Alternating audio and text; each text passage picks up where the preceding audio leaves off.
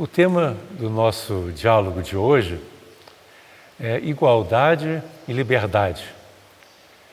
Esse é um tema que o Krishnamurti sempre colocava muita ênfase, especialmente a questão da liberdade, nos seus ensinamentos e inclusive no trabalho que ele fazia junto às escolas. Porque ele, como vocês sabem, ele fundou várias escolas, não só na Índia, mas em outros países também. E um dos propósitos dessas escolas era criar seres que se sentissem realmente livres, integrados, cooperativos, participativos e felizes também. Então, ele por diversas vezes, ele ia às escolas e conversava tanto com os professores quanto com os estudantes sobre essa questão da liberdade. E às vezes ele trazia também a igualdade como sendo um componente que está relacionado, né? As duas coisas geralmente caminham juntos. Então, por exemplo, ele comentava que quando nós falamos em igualdade, nós pensamos assim uma condição em que todo mundo tem o mesmo direito, todo mundo tem as mesmas oportunidades. Só que quando você chega, por exemplo, numa escola, você tem funções diferentes. Você tem o professor, você tem o diretor da escola, você tem funções que são mais simples, né? Como pessoa que trabalha na cozinha, que trabalha às vezes na limpeza, enfim, são múltiplas funções, cada uma com as suas atribuições.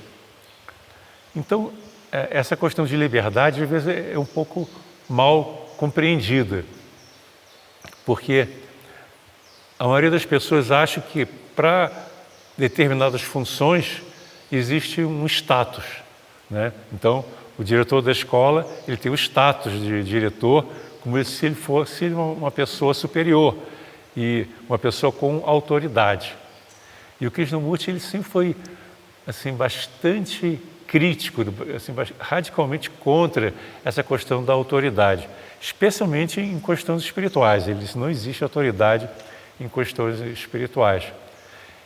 E as pessoas às vezes confundem a função com o status, como se determinadas funções, como diretor, ou mesmo como professor, conferisse à pessoa um status que dá direito a ditar regra, dá direito a impor a sua vontade, impor os seus pontos de vista. Então, é muito importante nós percebermos isso, né? O quanto a nossa sociedade valoriza determinadas funções e valoriza menos outras, né? Você vê a função de professor, dependendo do país em que você vive, há uma diferença muito grande. Você vai para os países nórdicos, Finlândia, Noruega, ou mesmo na Inglaterra, os professores são muito valorizados, ganham bem e têm um status social muito elevado. Você vê professor andando de BMW na rua, mesmo professor de escola primária. Então, aqui no Brasil é diferente, né? Cada vez mais os professores são vistos como um tipo de ser que não tem tanto valor. E às vezes os jovens, quando estão escolhendo a sua carreira, só escolhem serem professores quando não têm oportunidade de conseguir uma carreira que pague melhor. Então, essa questão de valorização pelo salário, pelo status que a função concede, né, é muito presente na nossa sociedade. E nós temos que observar isso, porque sem querer nós acabamos absorvendo essa questão. Você, às vezes, vai num supermercado, tem uma pessoa no caixa do supermercado e você não dá atenção para ela porque ela é apenas uma caixa de supermercado. Você chega lá, passa o cartão, tal, vai embora e não chega nem a olhar nos olhos, porque são aquelas pessoas chamadas invisíveis, porque não tem o status que teria um presidente da República, um grande, uma pessoa muito reconhecida na mídia, né? uma pessoa, até que nas redes sociais, é muito conhecido, um formador de opinião. Então, tudo isso aí leva a essa diferenciação que faz com que as pessoas se sintam ou, né, um ego muito inflado ou sentindo inferiores às demais. Pois é, o tema da liberdade é muito forte na obra do Krishnamurti. E ele fala essencialmente de uma liberdade interior.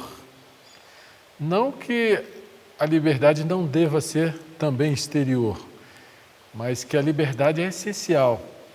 Ele, inclusive, a obra dele muitas vezes é sintetizada como aquela que procura libertar os homens de si mesmos, dos seus próprios condicionamentos, das suas próprias estreitezas, né? E realmente, como o Eduardo estava falando, a gente tem mania de ver tudo de fora para dentro. Então, em princípio, ter liberdade é poder fazer o que quiser. O cara muito rico, em tese, ele pode pegar um avião para qualquer lugar, ele pode fazer tudo o que ele quiser, né? Só que não é essa a liberdade que o Krishnamurti se refere. Ele tenta mostrar que às vezes a pessoa é simples, de poucos recursos, mas é uma pessoa de consciência livre, uma pessoa de bem com a vida, uma pessoa harmônica, né? Uma pessoa que tem aquela alegria de viver. Enquanto que um outro pode ser um multimilionário amargurado, apegado às suas posses e tal. Esse é o prisioneiro e não o outro, né? Isso me lembra uma passagem quando Giordano Bruno estava preso. Giordano Bruno foi um sujeito que enfrentou a Inquisição, naquela época que o mundo era quadrado, era redondo, né? Como é que era? Era plano, enfim. E ele estava lá na prisão antes de ser enforcado e o carcereiro virou para ele e falou assim: o que adianta você falar tudo isso, você saber tudo isso, se você está preso e eu estou solto? Aí ele disse para o carcereiro: eu tenho o corpo preso, tu tens a alma. Então a verdadeira liberdade é da alma, é da consciência, né? É interior, é essa liberdade que o Krishnamurti enfatiza muito. Eu diria que a liberdade é a lei número 1 da vida humana. Qualquer coisa que atente contra a liberdade vai contra a lei número 1, que é essencial ao ser humano. O problema é que essa equivocada interpretação que a liberdade é fazer o que quiser, ela leva a distorções, porque existe você e existe o outro, né? E aí eu lembro do professor Krishna falando. O professor Krishna trabalhou com o Krishnamurti, esteve aqui, deu palestras aqui no Paraíso na Terra umas 2 ou 3 vezes, veio lá da Índia dar palestras aqui. E ele falava assim: a minha liberdade de mover o braço termina onde começa o nariz da pessoa que está do meu lado, né? Então, é através desse contraste que a consciência humana vai despertando. Então, quando você faz alguma coisa que você extrapola a sua liberdade e fere alguém, aí é a hora de você parar, olhar, perceber e tomar consciência, né? Quer dizer, o despertar da consciência, ele vai nesse processo. Então, esse é um tema que a gente vai procurar explorar nesses dias aqui. Agora, a questão da igualdade, ela ainda é mais complexa ainda. E a gente volta ao ponto de que nós olhamos o mundo de fora para dentro e não de dentro para fora. Porque no mundo externo, na exteriorização da vida, você nunca vai ter uma igualdade absoluta. Sempre vai ter N circunstâncias. Por mais que a desigualdade social que exista hoje no mundo se deva à ganância do ser humano, porque é a ganância que gera a exploração, é a ganância que não divide, é a ganância que bota os preços lá em cima, é sempre uma luta em que a ganância ela gera desigualdades. Uns acabam ficando muitíssimo ricos e outros muitíssimo pobres, né? A gente sabe que uma parcela muito pequena da população mundial tem quase todas as riquezas na mão, né? E existem milhões e milhões e milhões de pessoas vivendo em condições subhumanas. Então, essa transformação, ela precisa vir através da consciência. Não adianta você querer impor forçadamente uma igualdade, né? Isso é um assunto mais profundo que nós vamos tentar explorar. Eu vou devolvendo a bola aqui para o Edu para não esticar demais, depois ela volta para mim. Mas essa questão da igualdade, isso foi problema da humanidade já, né? A Guerra Fria, a igualdade dos comunistas e a liberdade dos capitalistas, né? Isso dá pano para manga. Até mesmo os ideais da Revolução Francesa, liberdade, igualdade, e aí vem o que poderia permitir o equilíbrio, fraternidade, que é o primeiro objetivo da sociedade teosófica. Mas uma coisa é a palavra, outra coisa é a atitude. O que muda o mundo são as atitudes, não são as palavras, né? Então, vamos lá, Edu, explora isso aí.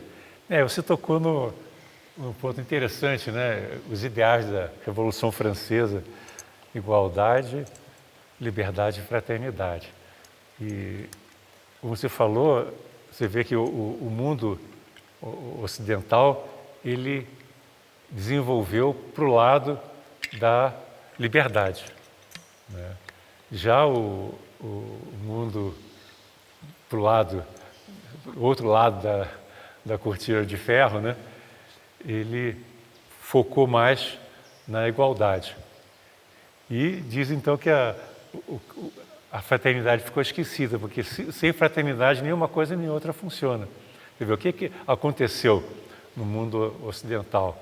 A liberdade gerou uma condição de concentração de renda, de exploração do homem pelo homem, que aí qualquer um podia fazer o que quisesse, então podia explorar, podia destruir a natureza.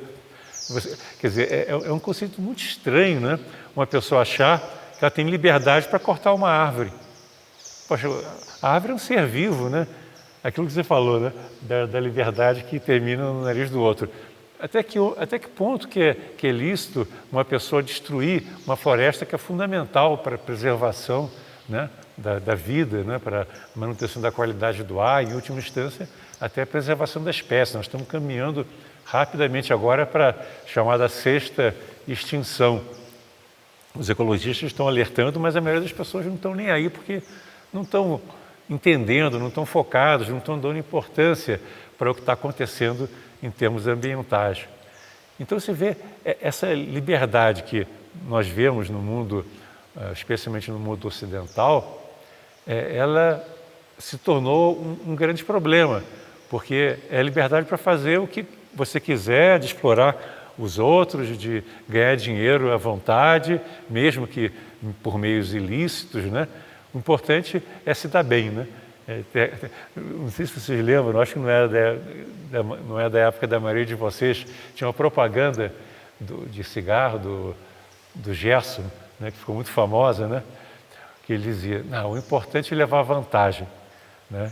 É bem essa postura, né, de você se dar bem, mesmo que não importa o que aconteça, né?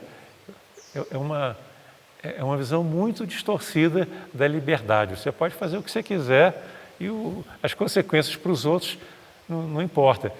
E isso foi levado para empresas também, e aquilo que não tinha a ver com o seu foco é considerado externalidade. Então, se uma empresa poluía, o problema é do governo que tem que resolver a poluição, não é da empresa que está poluindo. Lógico que isso aí aos poucos está mudando, mas a liberdade em excesso leva a uma condição de desequilíbrio muito grande. E por outro lado, quando você tem uma igualdade artificial, que é só na teoria, como aconteceu nos países socialistas, comunistas, esse comunismo na realidade não era comunismo, porque se fosse comunismo de verdade, todos teriam o mesmo direito, teriam a mesma oportunidade, a sociedade seria realmente igualitária, coisa que que não aconteceu. Sempre houve alguns privilegiados, né? Especialmente aqueles que pertenciam às castas, né, dominantes e tudo mais. Mas, em função dessa pretensa igualdade, a liberdade foi sacrificada.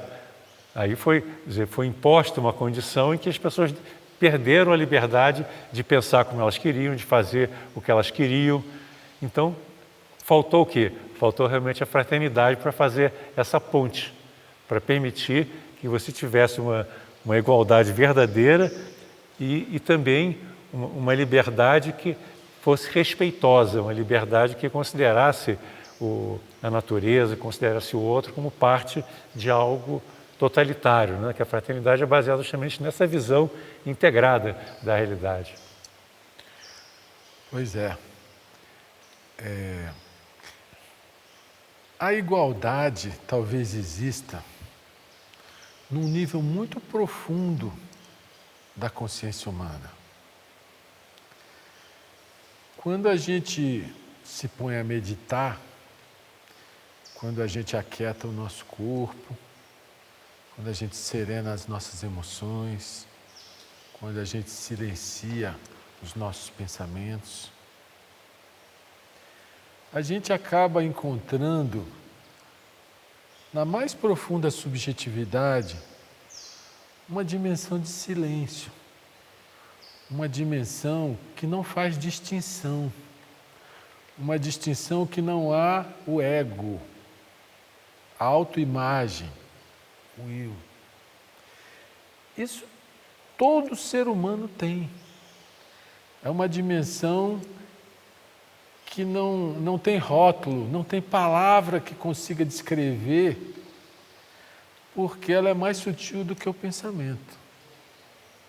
Então, no nível mais profundo, todo ser humano é capaz de acessar algo que está dentro de si mesmo, que não é ele mesmo. É uma conexão interior, né?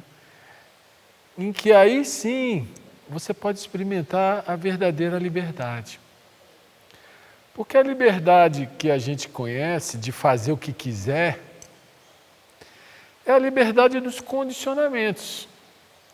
Então, eu sou condicionado a gostar de futebol. Então, eu tenho a liberdade de ir para o estádio toda semana, assistir o futebol. Ou eu gosto de bailar, tango. Eu tenho a liberdade de ir para a festa, para a boate, não é? Ou eu gosto de bebida. Tenho a liberdade de ir para o bar lá e encher a cara até a hora que eu morrer de vez das consequências dessa liberdade. Então, a liberdade dos condicionamentos é uma liberdade muito superficial, muito restrita. Ainda assim, ela é necessária, observados os limites da convivência social razoável, né? E aí é que entra a dificuldade que demanda uma consciência mais clara, uma percepção mais direta, uma visão de que não existe só a gente, que existe o outro. E muitas vezes a gente estende a concepção de nós, a minha família, a minha igreja, o meu grupo, sempre com essa ideia de separação, de divisão. Mas isso é um condicionamento também. Porque nós todos somos, nosso corpo é 70% água. O ar, ele é comum. Se você não estiver respirando agora, 10 minutinhos, essa estrutura aqui entra em colapso, né? Então as coisas são muito mais comuns do que elas parecem, mas a nossa mente ela é divisiva, ela é sectária. Aqui está o meu amigo, aqui não é meu amigo, aqui eu gosto, aqui eu não gosto. É nesse jogo de projeções mentais que a gente se perde, né? Então, assim, Eu diria que existe uma igualdade no nível mais profundo e mais essencial de todo ser humano. Você pode chamar de subjetividade profunda, você pode chamar de Deus, você pode chamar de absoluto, você pode chamar de consciência universal, o nome não importa. Você tenta falar, qualquer palavra tenta descrever uma coisa que está na essência de todo mundo, de tudo que existe. E nesse nível existe uma igualdade. O problema é que na nossa ignorância existencial, a gente cria todos os condicionamentos do que gosto, do que não gosto, baseado nas experiências passadas, e vive aquela vida estreita, aquela vida limitada, aquela vida que a gente pensa que tem liberdade, mas que no fundo, pela própria estreiteza nossa, é uma vida extremamente limitada. Então, tanto a questão da liberdade quanto da igualdade, elas estão na consciência, né? E como o Eduardo falou, existem funções diferentes na vida, mas todos somos humanos. Então, você que é patrão, você não é melhor do que o seu empregado. E o seu empregado não é melhor do que você, se você for patrão. Entendeu? Você não é melhor do que o cara que está na rua pedindo esmola. São todos seres humanos, passando por experiências as mais diversas, né? Todos num propósito igual, que é o despertar da consciência, por múltiplos, infinitos caminhos, né? Tem uma frase indiana lá antiga que fala: existem tantos caminhos para Deus, que é essa consciência universal, quanto o número de respirações dos homens. Então, nessa absoluta diversidade, existe uma unidade por dentro. Isso tem a ver com a definição da palavra universo, etimologicamente falando. O que é universo? É aquilo que é uno e ao mesmo tempo é diverso. Então, existe uma subjetividade profunda em nós, existe uma subjetividade profunda na natureza, existe uma subjetividade profunda no universo. Só que a nossa mente ignorante, do ponto de vista da ignorância existencial, não estou falando da ignorância da erudição ou da tecnologia, eu estou falando de compreender a vida, compreender a si mesmo, né? Então, nessa ignorância, a gente vê a vida para fora, a gente não vê a vida para dentro. E aí cria-se toda a situação caótica, que é essa, que é a nossa vida pessoal, uma vida de conflito, de luta, de ansiedade, de depressão, e é a vida do mundo. Então você não vai transformar o mundo sem a sua própria transformação, né? E a liberdade é exatamente romper com os seus condicionamentos, com as suas limitações, com as suas estreitezas, para poder acordar para uma vida vibrante, cheia de energia.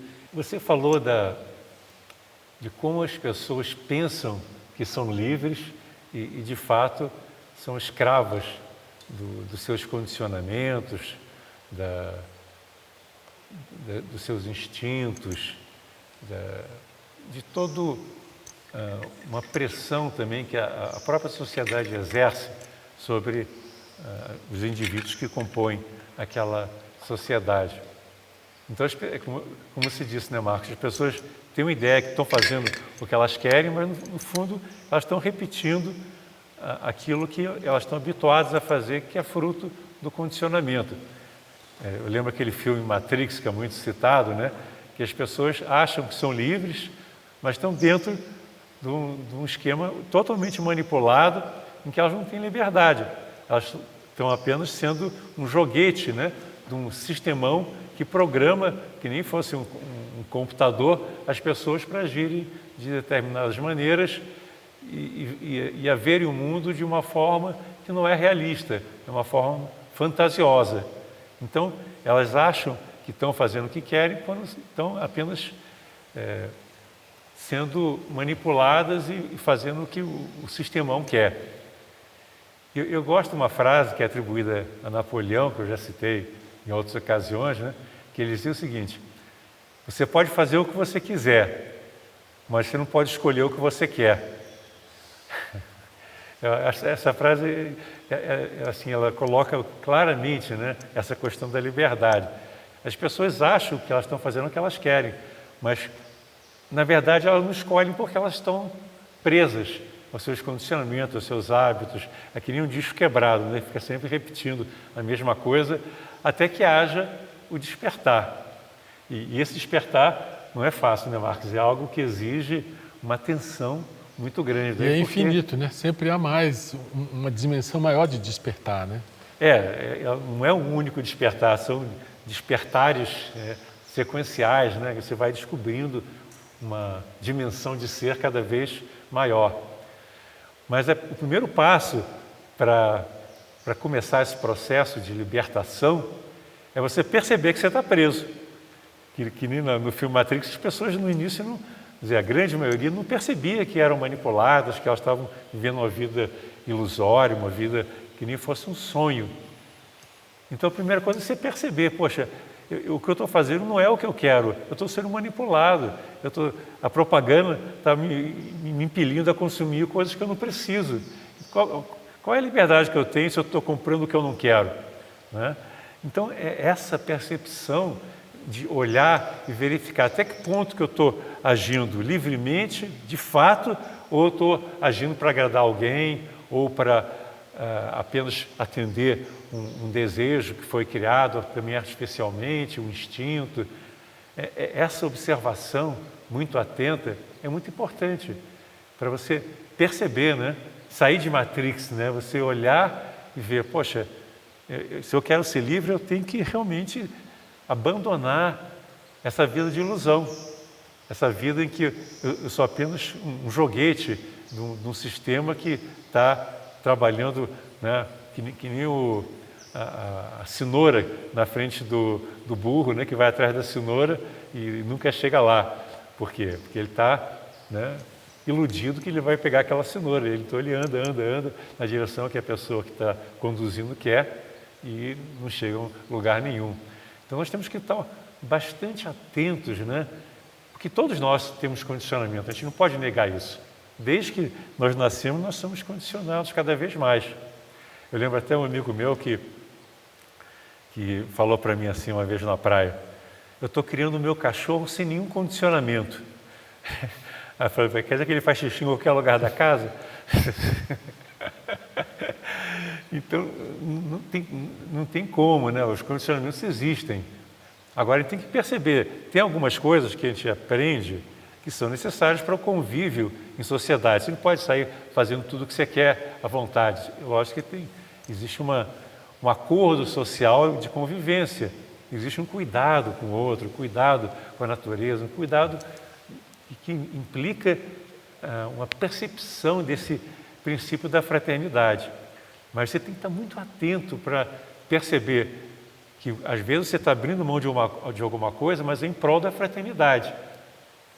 Você está agindo, não seguindo o caminho que você gostaria, mas é um caminho que você acha que é o melhor caminho, que é o seu caminho, fruto de toda uma percepção, de um despertar para uma realidade maior. Pois é. Esse tema dá pano para manga. Falar de liberdade e igualdade, né? E aí, quando a gente vai pensar nos limites da liberdade na convivência humana, a gente lembra da lei, né? A lei estabelece limites. E é lógico que é necessário a existência de leis. Você, quando vai dirigir, você tem que ir pelo lado direito da pista e não pelo esquerdo, senão você vai bater com o carro que está vindo, né? Mas se você estiver na Inglaterra, você tem que ir pelo lado esquerdo e não pelo direito. São leis. E são extremamente necessárias. Só que as leis, normalmente, elas refletem o estágio evolutivo de uma sociedade, o pensamento predominante numa sociedade, né? Então, se você vai lá e mata outra pessoa, você vai preso porque o pensamento da sociedade é de que você não tem o direito de matar outra pessoa. Não é assim? Então, uma limitação. Só que não dá para a gente pensar que a lei é capaz de tudo, de criar uma sociedade perfeita. Porque se não houver uma mudança interior do ser humano, uma mudança de atitude, nenhuma lei vai resolver o problema. Né? Você vê, na época que a Sociedade Teosófica foi fundada, em 1875, falando em fraternidade, um núcleo da fraternidade universal, sem distinção de raça, de sexo, de credo, de casta, de cor. Você vê que ela era pioneira. Aqui no Brasil tinha escravidão. E a sociedade falando em sem distinção de raça. Você podia, pela lei, comprar um escravo, passar papel. Né? Então a lei, ela reflete o quê? A mentalidade dominante na época. Se a consciência não mudar, a lei não muda. Né? Então vieram os abolicionistas, os movimentos, aí começaram a soltar aos pouquinhos. Né? A lei do ventre livre, o que nascer já não é mais escravo. A lei do sexagenário, o que completar tantos anos já fica livre. Quer dizer, a mentalidade foi mudando devagar. Então, alguma limitação legal é necessária. Como eu me lembro bem de uma citação de um pensador chamado Lacordaire, que ele falava assim, entre o forte e o fraco, entre o rico e o pobre, entre o trabalhador e o patrão, é a liberdade que escraviza e a lei que liberta. E falava-se muito da liberdade da raposa e das galinhas dentro do galinheiro. Né? Então, você tem que botar uma tela lá entre a raposa e as galinhas, senão a raposa vai comer todas as galinhas. Então, alguma limitação precisa existir. Agora, achar o ponto de equilíbrio dessa limitação, isso vai muito nos conflitos sociais. Né? Os comunistas querem uma igualdade, os capitalistas querem plena liberdade. E onde que vai o ponto de encontro aí? Né? Ainda que a lei tente encontrar esse ponto, sempre vai existir distorções. Eu que milito dentro do direito, eu vejo patrões que são bons e que são muito prejudicados por empregados maus, e vejo empregados bons que são muito prejudicados por patrões maus. Né? A gente vê de tudo nesse universo das relações de trabalho. Então é só para mostrar que onde é que está a verdadeira liberdade? Na relação saudável, naquela do olho no olho, da conversa franca, da relação sadia, de respeito, ser humano, independente das funções. Porque sempre vão existir diferentes funções. Mas isso não quer dizer que interiormente um seja melhor do que o outro, nem exteriormente, porque isso é só uma mentalidade comparativa que diz que esse é melhor do que o outro. Se você tirar o elemento comparação, não existe melhor. Todos são seres humanos. Assim como você não é melhor do que um cachorro, do que uma árvore. Cada coisa está no seu lugar. Né? Agora, relações sadias, essas são as relações livres. As relações de exploração, de dependência, de dominação, são relações doentes. E essas tiram a liberdade. Essas criam verdadeiras prisões para as pessoas, sejam numa relação conjugal, seja numa relação de parentesco, seja numa relação de trabalho, de dependência de qualquer tipo. Né? Então o tema vai longe. Vai você agora. Uma das coisas que me atraiu muito para o trabalho da Sociedade Teosófica foi a questão da não autoridade em termos espirituais. Isso, para mim, assim, especialmente naquela época que eu ingressei, que eu era jovem, eu era um pouco rebelde em relação a qualquer tipo de autoridade. E quando eu vi que na Sociedade Teosófica não havia autoridade, não existia ninguém que pudesse impor a sua visão e que todos eram obrigados a respeitar a visão do outro, né? Isso eu achei uma coisa fantástica, porque não é fácil você encontrar em sociedades, inclusive espiritualistas, essa postura. Geralmente se tem um líder espiritual que impõe a sua visão, o que impõe, às vezes até de forma dogmática, né, a sua percepção da realidade, que ensina o que é certo, o que é errado, o que você deve fazer e o que você não deve fazer. E as pessoas acabam reverenciando os gurus, os líderes, os pastores, os sacerdotes, que são autoridades. Teoricamente, eles sabem mais, são pessoas superiores, né? Então, cria uma relação de dependência, uma relação de que um sabe, o outro não sabe, um está mais acima, o outro está mais embaixo.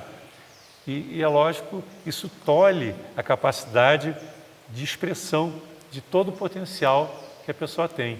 Que quando você depende do outro para decidir o que se deve fazer, você não está usando a sua capacidade, a sua liberdade de encontrar com você mesmo a verdade.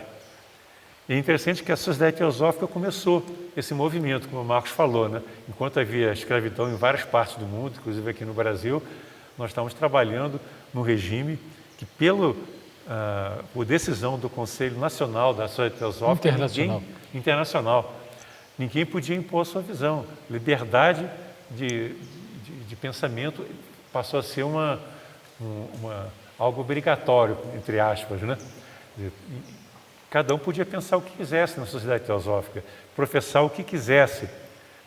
Mas mesmo assim ainda havia um certo endeusamento dos líderes, não é? E isso ficou muito claro na época que o Krishnamurti surgiu e havia toda aquela mítica, né, que estava para chegar o novo instrutor do mundo, que seria o grande instrutor da nova religião, o chefe maior dessa religião da nova era. Então, aí surgiu uma série de ideias, de preconceitos antigos que estavam lá no subconsciente, começaram a emergir e começou a criar quase como uma igrejinha, em que o Krishnamurti ia ser o sumo sacerdote, fazendo um paralelo, né? E ele rejeitou tudo isso quando ele dissolveu a Ordem da Estrela. Então, Krishnamurti, ele levou assim a culminância aquilo que a Sociedade Teosófica tinha começado lá atrás, pregando a liberdade de pensamento, a igualdade, a fraternidade. Por quê? Porque ele deixou de maneira muito clara que cada um tem que ser uma luz para si próprio, que você não pode seguir ninguém em termos espirituais. Então, eu acho que foi um trabalho que foi acontecendo e quando chegou a dissolução da Ordem da Estrela, foi até um pouco traumático o que aconteceu, houve então esse impacto, né, de a verdade é uma terra sem caminhos. Cada um precisa realmente olhar e perceber qual é o seu caminho, sem seguir nenhuma autoridade, tendo total liberdade para decidir não, para seguir o seu caminho. Pois é. Isso é uma coisa muito forte na Sociedade Teosófica. Como o Eduardo falou, é uma resolução do Conselho Internacional, que é a liberdade de pensamento. Segundo essa resolução, ninguém tem o direito de impor a sua visão religiosa, política, de qualquer tipo, sobre outra pessoa. Nem o presidente mundial da Sociedade Teosófica, ele não é autoridade no sentido de crença, no sentido espiritual, só no sentido administrativo, né? É aquele negócio da função, né? Exatamente. Ele tem a função de presidente, mas ele é presidente administrativo, não espiritual. Exatamente. Então é uma sociedade muito sui generis, porque eu não conheço nenhuma outra com um perfil assim. Todas têm um líder, um cara mais iluminado, entre aspas, né? E aí as pessoas são seguidores daquele cara, né? E isso quase aconteceu com o Krishnamurti, porque ele foi encontrado garoto e percebido como o cara que iria trazer um ensinamento revolucionário para o mundo, né? Ele foi preparado para isso, criaram uma mega instituição que tinha 40 mil filiados no mundo inteiro que acreditavam que ele era o novo Messias. E aí, na hora que ele amadureceu, ele durante 17 anos, ele foi o chefe dessa organização. Na hora que ele amadureceu, ele falou, meu trabalho não é criar novas igrejas. Meu trabalho é ajudar os homens a serem incondicionalmente livres. Livres de seus próprios condicionamentos. Por isso que ele falou, a verdade é uma terra sem caminhos. Nenhum líder religioso, político, econômico, nenhuma propaganda, nada pode te levar à verdade. Só a própria pessoa, através do seu próprio esforço de compreensão, de entendimento, é que pode ir descortinando cada vez mais a realidade como ela é, não só externamente, mas principalmente subjetivamente, né? Então, quando ele dissolveu essa organização, ele deu uma prova de incorruptibilidade. Porque tudo que os gurus querem é propriedades e seguidores.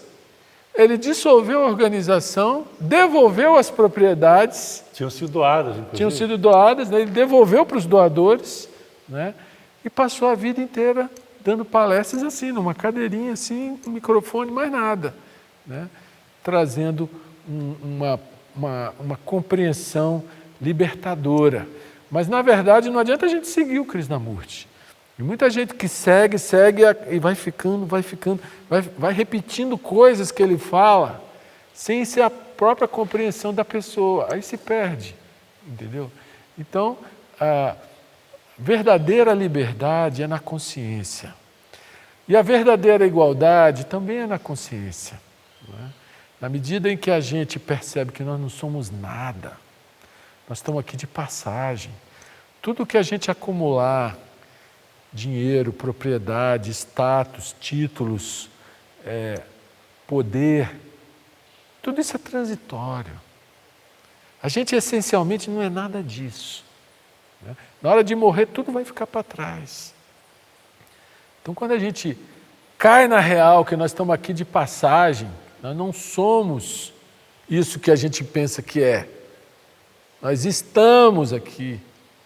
Assim como eu não sou essa camisa, porque daqui a pouco eu vou trocar ela lá, porque ela vai estar já usadinha, né? Isso aqui também não somos nós, isso aqui é uma veste nossa, né? Nós somos a consciência que está por dentro. Só que é uma consciência caótica, uma consciência que não sabe para onde vai, o que quer, qual o sentido disso tudo, né? Então, o autoconhecimento é esse trabalho de despertar a consciência, de tentar compreender sempre mais profundamente a si mesmo, ao outro, as relações, a vida como um todo, a esse processo maior que não é só a gente, é uma coisa gigantesca, né? Universal.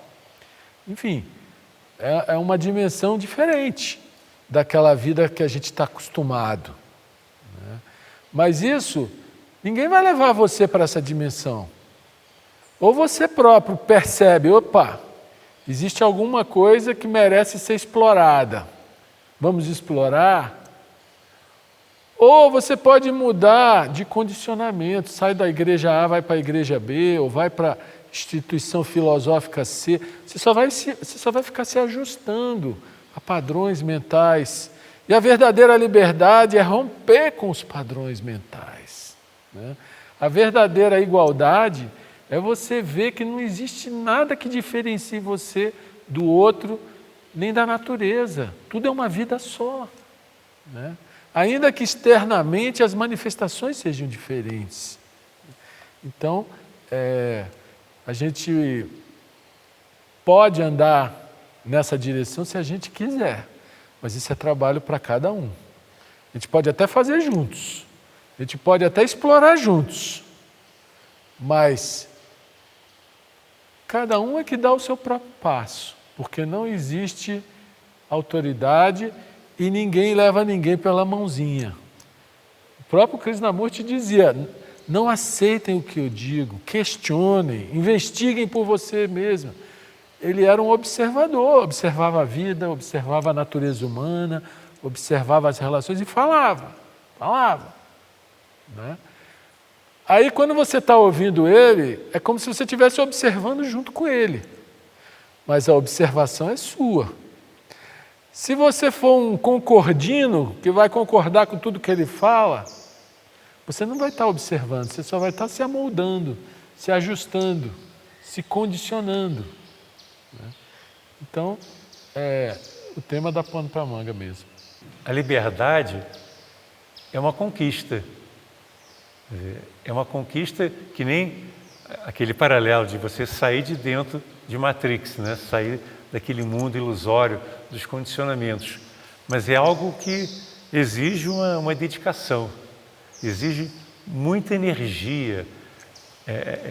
Você percebe o quanto você está envolvido nesse mundo de manipulação, nesse mundo de busca de desejos, de conchavos para obter determinados, né, benefícios, de separatividade, de busca só de satisfação daquilo que você entende como sendo melhor para você, ou mesmo para a sua família. Quando você olha para tudo isso e percebe o quanto você está enredado, né, nessa rede de ilusões, aí você tem aquele, às vezes até um choque, né? E percebe, poxa, a vida não pode ser só isso. Você não pode viver só, né, nesse mundinho pequeno, né, batalhando para sobreviver e suportando até as injustiças, suportando os problemas todos que surgem dessa vida condicionada. Tem que haver algo mais, né? Então, desse inconformismo, dessa percepção que as coisas podem ser diferentes, surge então uma energia nova. Na hora que você olha e percebe que há algo maior, que é possível uma liberdade, que não é a liberdade de explorar o outro, de cortar uma árvore, é a liberdade de ser o que você é, de ser aquilo que você potencialmente já era, mas que não conseguiu expressar ainda. Essa é a verdadeira liberdade, é aquela liberdade que transforma. Eu lembro quando eu era jovem ainda, eu li um livro do Sartre, e esse livro, assim, até hoje eu lembro bastante. O nome dele é A Idade da Razão. E tinha uma garota chamada, é um personagem, né, do livro, chamada Ivit, e ela vivia brigando com os pais. Ela era jovem, os pais estavam sempre cerceando a liberdade dela, né? Ela queria sair, os pais não deixavam, ela queria fazer alguma coisa, ela era muito jovem, o pai não impedia que ela fizesse, ela se sentia muito presa. Aí teve um dia que ela fugiu de casa, pegou um trem e foi parar em outra cidade. Aí ela chegou nessa outra cidade, parou e refletiu e falou, poxa, agora eu sou livre à toa. Porque não tenho mais contra quem me rebelar. Eu achei tão sensacional esse negócio, né? Porque realmente as pessoas às vezes colocam a rebelião como sendo o mais importante, né? E quando elas conseguem sair fora daquela condição de opressão em que elas se sentem o tempo todo, né, limitadas, aí, e agora? Né? Eu sou livre para quê? Por quê? Porque não tinham um algo maior no seu interior. Elas não estavam se libertando de si próprias, elas estavam se libertando apenas de um julgo aparente, mas elas estavam carregando um problema com elas. Você não consegue se libertar dos seus condicionamentos porque estão dentro de você, não estão fora. Então, os seus problemas acabam caminhando com você, independente aonde você vá, a situação que você esteja. Então, você tem que olhar para dentro e descobrir onde é que estão essas verdadeiras amarras que impedem que eu possa exercer todo o meu potencial, que eu possa desabrochar para a vida, que nenhuma semente desabrocha e eventualmente se transforma numa árvore ou numa flor. Esse desabrochar que é a liberdade, é ser aquilo que você já é em potencial. superando todas as dificuldades e tendo a possibilidade de caminhar na direção que você sente, né, intuitivamente, que é o seu caminho. Isso é algo muito bonito, né? É ser livre para ser aquilo que você já é, em potencial, para exercer todo o seu potencial. Vocês já pararam para pensar na liberdade em relação ao medo? O medo que eu estou falando não é um medo atual. Por exemplo, entrou um bicho perigoso aqui nessa sala, todo mundo sobe em algum lugar. Não, esse medo é saudável, né? Você preservar o corpo numa situação de perigo, né? Tem o tiroteio ali, vamos para cá. Esse medo não se discute, ele é extremamente saudável. O que empobrece a vida humana é o medo psicológico, é o medo do futuro, é o medo de perder o emprego, é o medo de ser deixado pela mulher, é o medo de não conseguir o objetivo tal, né? É o medo da morte, é o medo das perdas, tudo isso, até o medo das relações. O medo ele entra em tantos meandros na nossa subjetividade que a gente nem imagina por onde ele transita. E ele trava as nossas ações, trava as nossas relações, gera impulso, gera ansiedade, né? Gera depressão, desvitaliza a nossa vida, né? Como ser livre do medo? Isso é um trabalho para todo dia, para toda hora. Toda vez que você conseguir detectar ele, né, é hora de olhar para ele. Epa, isso é real? E você vai ver que ele é um processo mental não percebido.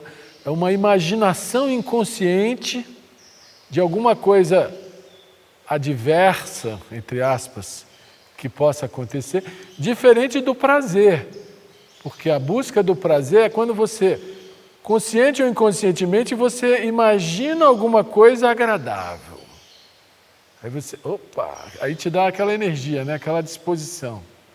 Quando você, consciente ou inconscientemente, imagina uma coisa desagradável, aí vem o medo, né? E tudo isso entra nas entranhas da nossa subjetividade e nos tornam pessoas presas, condicionadas, quando não depressivas, quando não ansiosas. Hoje em dia, quando se fala em qualidade de vida, normalmente pensa-se na condição material, né? Uma boa casa, um bom carro. Depois você vai ver, qualidade de vida vai muito além de tudo isso, que tem a ver não só com a sua condição de saúde, mas também na sua condição interna, na sua condição espiritual, de você estar de bem com a vida, né? Você está em paz, está harmônico, né? Está feliz. E enquanto a gente não vai entrando em cada cantinho do nosso interior para descobrir essas facetas do medo, para descobrir essas fugas que a gente cria a partir da busca de prazer de todas as ordens, desde o prazer físico de comer um chocolate, né? Ou de abrir a janela quando está calor e vir aquele ventinho fresquinho, né? Até o prazer de ser reconhecido, de ser importante, das pessoas acharem que você é isso ou você é aquilo. A mente é tão sofisticada que existem infinitas formas de medo e de busca de prazer. E nós somos escravos de operações que nós não percebemos. Nós não percebemos. Então, a questão da liberdade, ela é muito mais profunda do que a gente possa imaginar. Ela demanda um trabalho permanente com cada coisa que te incomoda, com cada irritação, com cada pedra no sapato, com cada excitação exagerada, com cada obsessão, né? Todos nós temos um pouco disso em maior e menor grau. E na medida que a gente se dispõe a olhar para si mesmo, né, ao autoconhecimento que não é conhecimento, Ele não é informação, ele é observação que transforma sozinha. Né? Não é a transformação, eu sou isso, quero ser aquilo. Não, é um olhar tão verdadeiro que aquela coisa que era presa, que era inconsciente, ela começa a se desmanchar e uma outra vem sozinha. Né? Então, assim, essa questão da liberdade ela é muito profunda. Nós vamos tentar explorar isso aqui o máximo esses dias. Né? Vai ter um dia que o tema é a liberdade essencial. Né? Vamos ver se a gente consegue chegar perto dela, de algum jeito. Mas, enfim, a liberdade externa é importante, com limitações, porque existem os outros. Mas a liberdade interior, essa não tem limites, essa é infinita. Realmente essa investigação, esse trabalho interior de você entender todos os processos que estão ocorrendo na sua mente, né? A maneira como você pensa, os seus sentimentos, as suas emoções, tudo isso aí faz parte dessa investigação, dessa postura de um aprendiz que não está satisfeito com viver comum, que quer realmente viver em toda a sua plenitude. Todos nós queremos ser felizes, né? Só que as pessoas às vezes não percebem que para ser felizes elas têm que ser livres, elas têm que colocar de lado todo aquele fardo que elas acumularam de condicionamentos, de manias, de dogmas, que acabam sendo um impedimento para que você possa ser você mesmo. Inclusive no caminho do yoga, né, está dito que enquanto você está com a mente cheia, com aquele burburinho constante, com aquelas modificações mentais acontecendo o tempo todo, você não vive a sua vida. Você vive a vida dos outros, a vida dos condicionamentos. Somente quando existe aquele momento que você aquieta a mente, é que você pode começar a exercer a sua liberdade, a ser você mesmo e poder expressar todo o seu potencial humano. Então, é muito importante você encontrar essa liberdade de ser o que você é, de poder expressar um potencial que é praticamente infinito. Não se satisfazer com essa vidinha repetitiva, essa vida limitada que a maioria de nós tem, que às vezes é confortável de manter. Às vezes as pessoas se tolhem em prol da manutenção do emprego, da manutenção do relacionamento, da manutenção de uma condição social, e às vezes se autodestroem porque tem medo de ousar ser diferente, tem medo das consequências que podem advir de você assumir uma posição em relação a alguma coisa, e aí você pode perder o emprego, pode ser preso, seja lá o que for. Por exemplo, você é convocado para a guerra, você tem a liberdade de não ir. Não é? É uma condição que todos nós temos, né? É a possibilidade de fazer aquilo que você acha que é o que tem que ser feito. Só que a maioria das pessoas tem medo, e aí acaba fazendo coisas que não quer fazer. Tem uma palestra do Krishnamurti, que esse tema veio à baila, né?